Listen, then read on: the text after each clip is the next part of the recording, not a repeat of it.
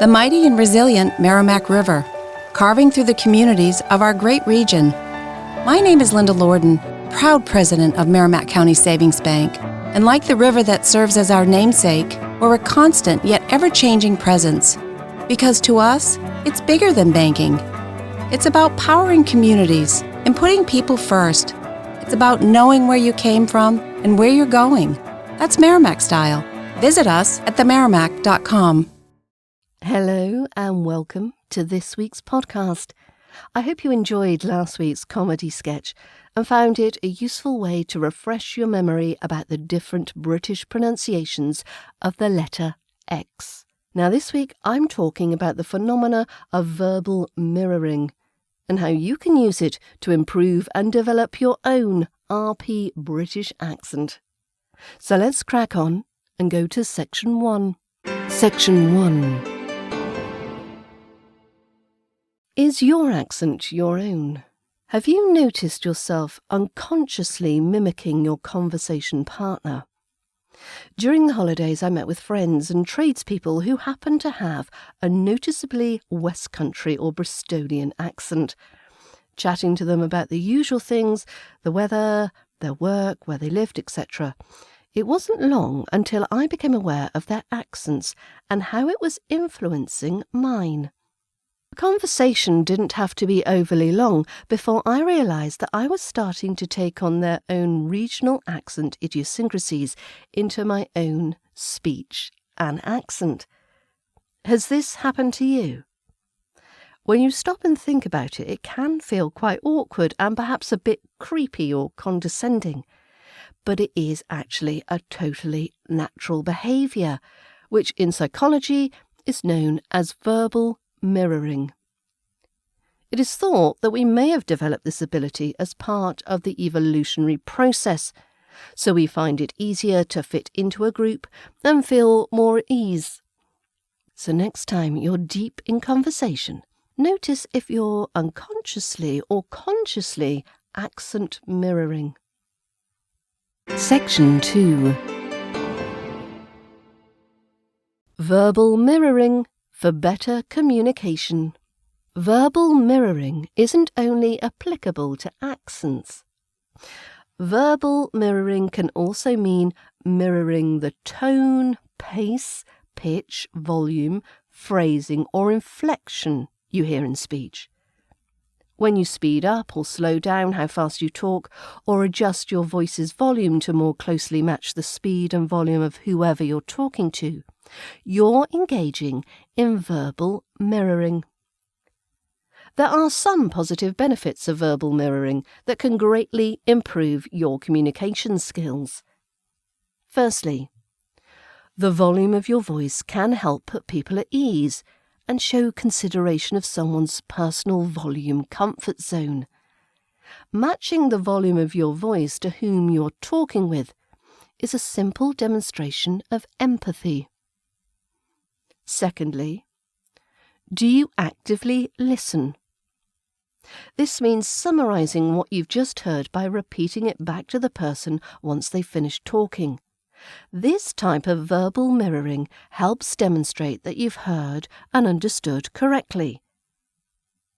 Once you're aware of the wide variety of mirroring techniques available, they can be a great tool to improve your communication skills and confidence with the spoken word. Try not to force it though, as you may come across as inauthentic and unnatural. There are some situations in which mirroring can help your progress and success in work situations. I'll touch on these in the next section. Can I just take a moment to break in here? You can get access to quizzes and members-only posts when you become a member of the British Accent Bundle at learningbritishaccent.com. And of course, you also get access to both the British Accent training courses. That's the RP British Accent Pronunciation course and the Ultimate RP British Accent Learning Resource. You can get all of this for under £7 per month. So if you select the yearly membership option at only £79, you can get immediate access to all these resources. So for less than £7 per month, you can make so much improvement to your speaking voice and gain so much confidence in your fluency and conversation skills. So why not gift yourself this opportunity? Section 3. How to be more persuasive at work. While mirroring may seem more relevant in one-to-one conversations, you can use the techniques when talking within a group setting. Example, business meetings. When in meeting situations, you may need to assert some control over the direction of the conversations and the participants taking part in the gathering. If you're running a meeting, mirroring can be a non-confrontational tool to clarify discussion points and make sure everyone is following and understanding the points that are being made. To keep the meeting focused, reflect the participants' contributions back to them, and of course to the group, through paraphrasing and summarising. This keeps the discussion on track and makes sure everyone is clear on what's being said. Often through hearing the points rephrased or summarised can encourage further thoughts or new ideas and additional input to be made on the subject. This method also clearly shows that the contributor has been heard and understood, but make sure you're not taking the credit yourself for someone else's ideas and initiatives. Make sure you acknowledge who said it, along with a thank you and a positive appreciation. For example, "Thanks, Jenna, that's a great point. If I've understood you correctly, you're saying..." And then repeat back to them what they've said. If you're in a sales meeting with a potential customer, mirroring can create a greater rapport between yourself and the client. And as we know, people like to do business with people they like and get on with. A simple but effective way to generate better relationships is by repeating the client's verbalizations back to them. So, for example, a study showed that waiters and waitresses who repeated the food order verbatim back to the customer found that their tips increased by an average of 70%, rather than if they just replied with the standard "okay, no problem" responses. Now, one-to-one settings. To be more successful in a negotiation, whether that's in a job interview or a meeting to discuss promotions or pay rises, you should mirror the other person's preferred communication style. But what does this mean? You'll need to do some observance and research to do this successfully. Assuming you know the person whom your meeting is with, take some time to think about other conversational situations you've had with them.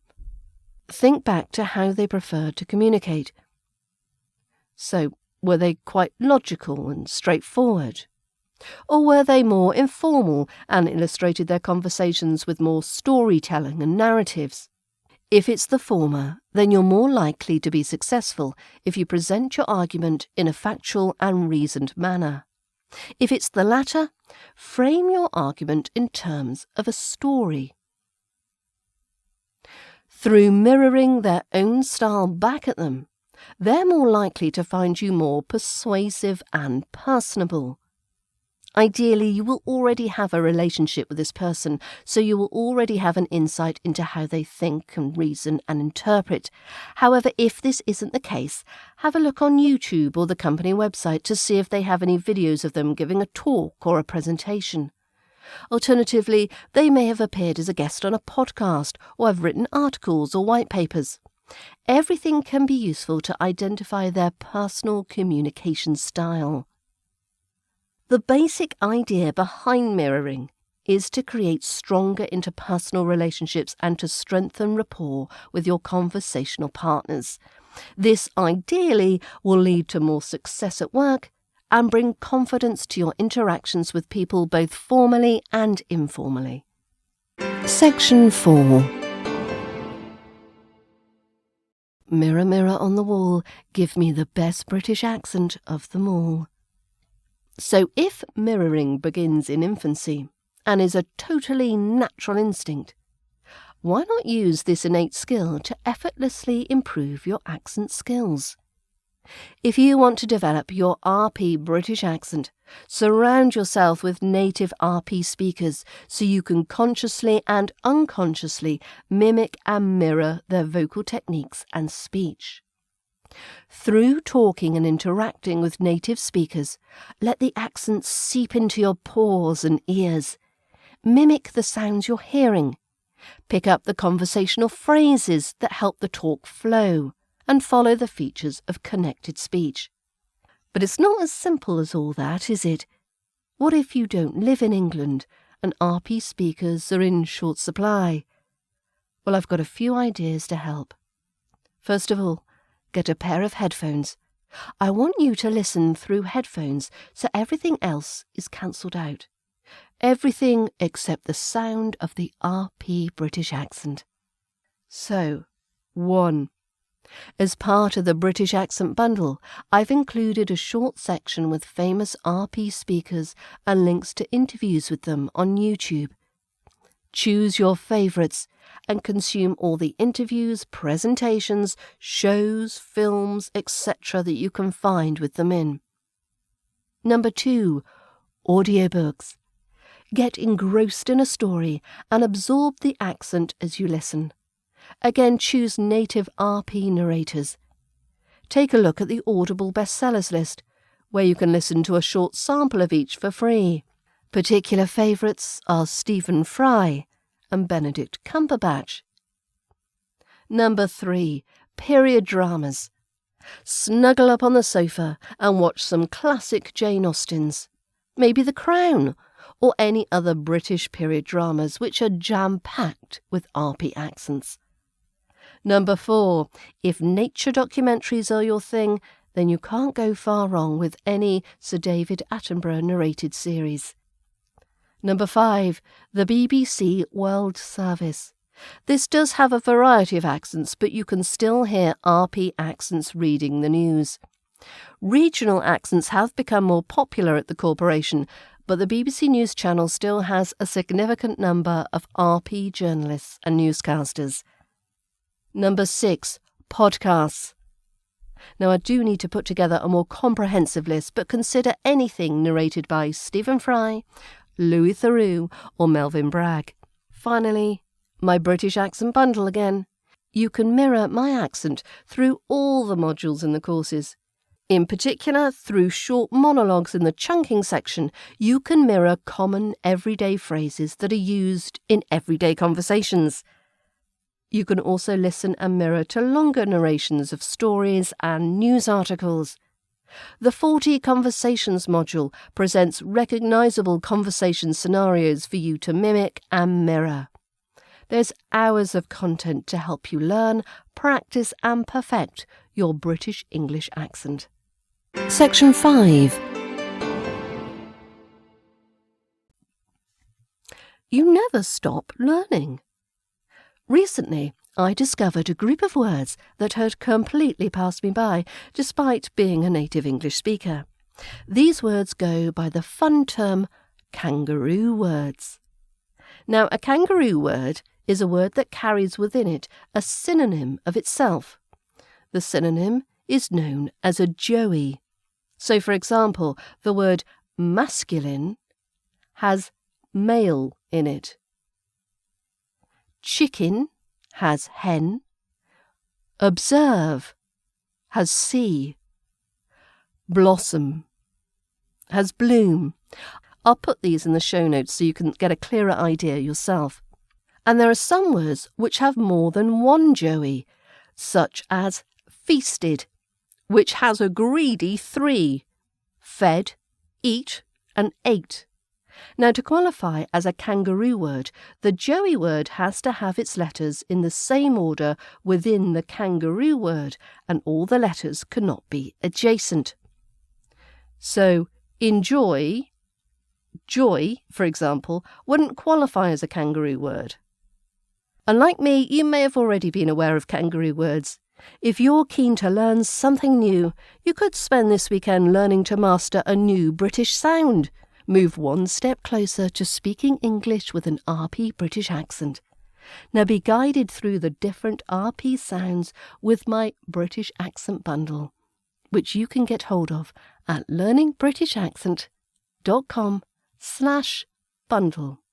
I hope you have a great weekend and meet me back here, same time, same place, next week. Bye for now.